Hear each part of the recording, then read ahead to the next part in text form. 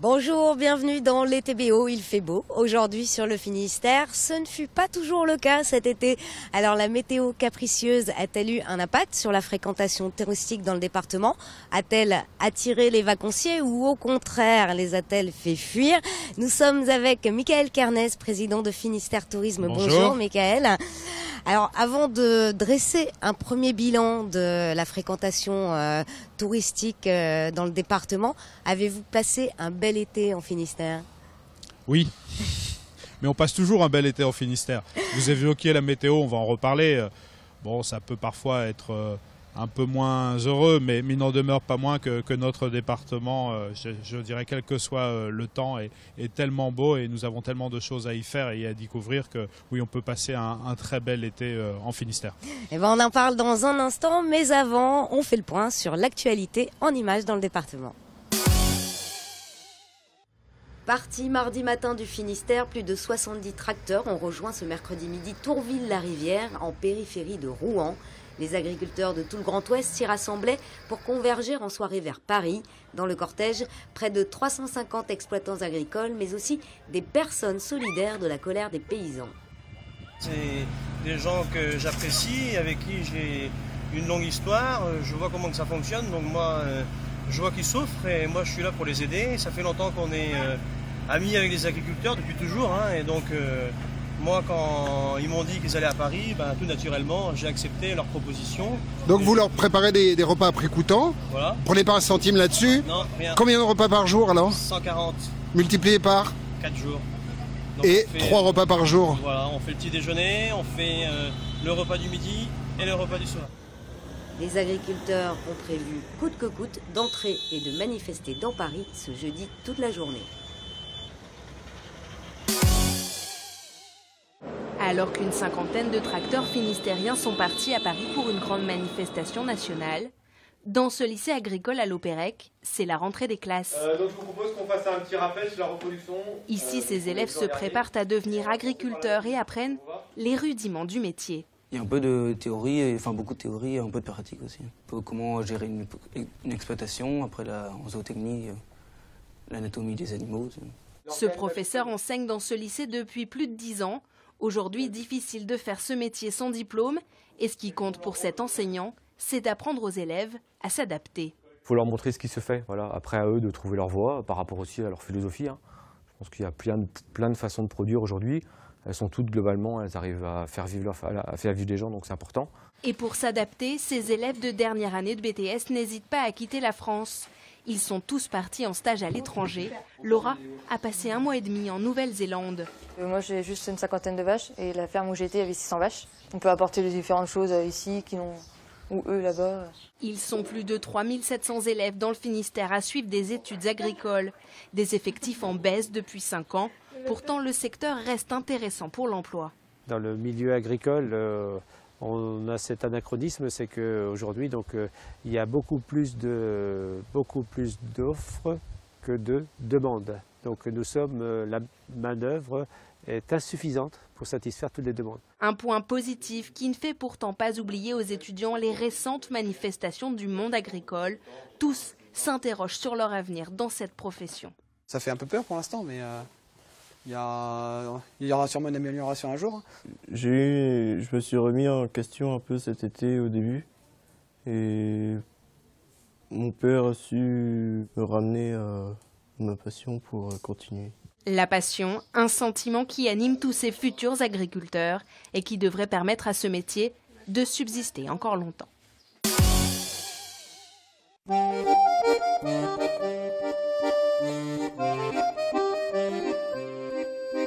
Donc ici, on est sur l'une des plus grandes plages qu'on a sur le littoral fouesnantais. On est sur la plage de Kerler. Donc on a cette très très grande plage tout le long qui va de la pointe de Mousterlin, qui est donc côté est là, et qui va donc plein ouest là-bas jusqu'à la pointe de Bénodet.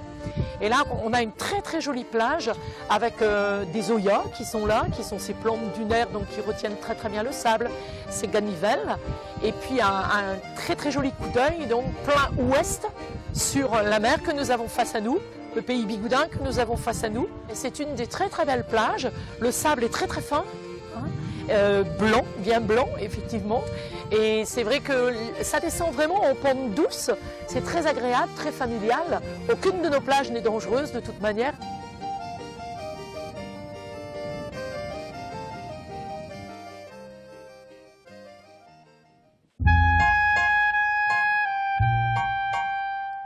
Ici, on est sur la plage des Oiseaux, l'une des plages les plus renommées de Becmeil, du secteur de Becmeil. En plus, avec une journée comme aujourd'hui où on a le vent qui vient de l'ouest, on est complètement à l'abri ici. C'est vraiment extraordinaire, il fait une douceur incroyable. Et donc ces petites plages, on les appelle des criques, on est complètement encerclés et puis bien à l'abri entre deux petites pointes rocheuses. Les jeux favoris des enfants, c'est d'aller autour des cailloux, autour des algues, pour retrouver dans ces fameuses petites mares justement tous les crabes, les crevettes, les petits poissons, blennies, gobies qui peuvent rester coincés dedans. Et puis on a tout ce fameux sentier côtier, donc si on veut tout simplement aller sur une autre plage, on passe très facilement d'une plage à l'autre par notre fameux GR34, qui donc sur le littoral fouesnantais fait quand même 17 km de côte. On passe donc de la très grande plage à la petite crique, à la plage où on peut carrément accéder qu'à marée basse, à une multitude de plages différentes. Et suivant d'où vient le vent, on peut s'abriter. D'où que souffle le vent, on trouve une plage sur Fouesnant et la Riviera bretonne.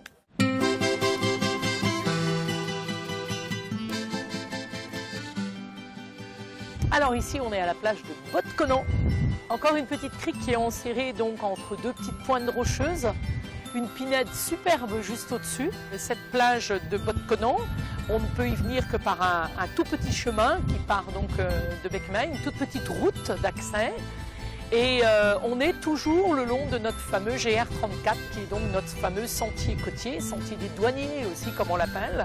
Mais là encore une fois, un grand parc paysager qui descend jusque dans la mer. Il n'y a pas si longtemps que ça, il y a quelques dizaines d'années, il y avait encore comme gestionnaire par pâturage sur ces grands parcs des vaches tout simplement, des petites pinoires bretonnes. On a du vent, c'est iodé, on fait le plein d'énergie et le plein d'iode quand on vient chez nous. Et c'est vraiment un grand bonheur que de découvrir tous ces petits espaces qu'on peut avoir, que ce soit crique ou grande plage. Et nous retrouvons Michael Carnes sous le soleil quimperlois. Alors, en tant que président de Finistère Tourisme, vous allez en ce moment à la rencontre des acteurs touristiques du département. Avant de parler chiffres, quel est l'état d'esprit des professionnels du tourisme après la saison estivale? Ils ont plutôt le sourire. Et ça fait 3 ans que les choses vont mieux. Ça fait la 3e année où la fréquentation touristique est importante, voire très importante comme cet été. Donc ils ont plutôt le sourire. Pourquoi depuis 3 ans? Qu'est-ce qui a été le déclic? Mais je crois qu'il y a beaucoup d'éléments. On est vacancier dans son propre département. Et c'est vrai que le Finistérien découvre son département tous les jours. On peut passer de très belles vacances en Finistère. Et donc j'ose espérer que cette année, c'est la 3e année de reconquête des clientèles et que nous allons pouvoir poursuivre. Les Parisiens viennent toujours, l'Île-de-France évidemment est très présente. Et puis il y a un autre paramètre que nous prenons en compte, c'est le retour des clientèles étrangères. Les Britanniques notamment sont de retour. La clientèle étrangère représentait en 2014 15% de la fréquentation dans le département. Est-ce que c'est satisfaisant? Est-ce qu'il y a des choses à faire pour attirer plus d'étrangers? Oui, le ratio est celui-là, le 85-15. Il y a quelques années, on parlait plutôt de 80-20. Mais on est en reconquête des clientèles étrangères aussi. Les Britanniques sont de retour. Après, il y a des phénomènes qui existent. Le tourisme urbain va accueillir des clientèles très spécifiques. Les Espagnols sont férus de tourisme urbain. Ensuite, le tourisme patrimonial et historique. Vous allez avoir les Italiens qui vont venir. Donc on peut avoir des choses un peu particulières. Mais oui, il y a à mettre en valeur ce qui fait notre spécificité, c'est-à-dire la mer, la nature. Et puis ensuite, des choses extrêmement précises, comme le patrimoine, les enclos ça attire par exemple, parce que voilà, on ne trouve que cela ici en Europe.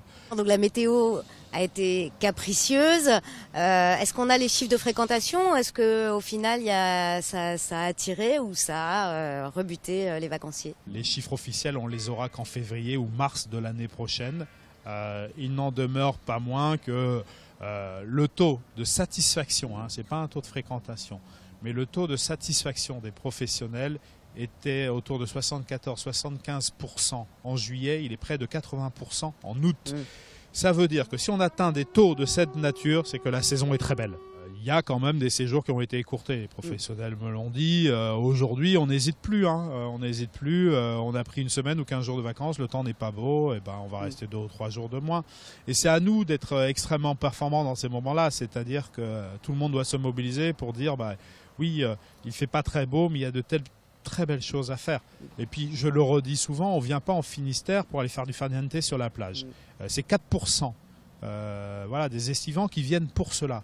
Les 96 autres, ils viennent pour notre nature exceptionnelle, la mer, les paysages exceptionnels, notre environnement qui est d'extrême qualité, la possibilité de randonner en famille ou de randonner quand on est réellement sportif. Enfin, il y a plein d'autres atouts qu'on peut mettre en avant. Et les animations culturelles, les festivals. animations culturelles, les festivals, on est la première terre de festivals, la Bretagne. Et puis en Bretagne, le Finistère tire quand même sacrément son épingle du jeu. Alors vous ne pouvez rien faire pour améliorer la météo, c'est hors de vos réfléchit, compétences. En revanche, que pouvez-vous améliorer justement pour conquérir et reconquérir de nouvelles clientèles? Il y a plusieurs choses. C'est l'accueil des clientèles, être toujours attentif à bien accueillir les clientèles. Et je crois que de ce point de vue, nos offices de tourisme font beaucoup d'efforts. Voilà. Ensuite, on sait qu'on a des choses à améliorer et nous y travaillons avec les professionnels. L'économie touristique est la première économie numérique. Aujourd'hui, il faut absolument que tout le monde soit en ordre de marche. Aujourd'hui, il est plus concevable de ne pas être en ordre de marche sur les réservations, par exemple. Donc on travaille beaucoup, nous, pour accompagner les professionnels du tourisme pour la mise à niveau de leur site. Et puis, la mise à niveau de leur site passe par la capacité, en 2 ou 3 clics, à acheter. Voilà, l'économie numérique et l'économie touristique, on a encore de grandes marges de manœuvre. On sait qu'on a encore des marges de progrès, mais nous y travaillons fort. Et être le 8e département, c'est bien. Mais voilà, il faut être dans les meilleurs, tout le temps. Merci, Michael Merci Kernes. à vous. Au revoir. C'est la fin de cette émission. On se retrouve demain. Ciao.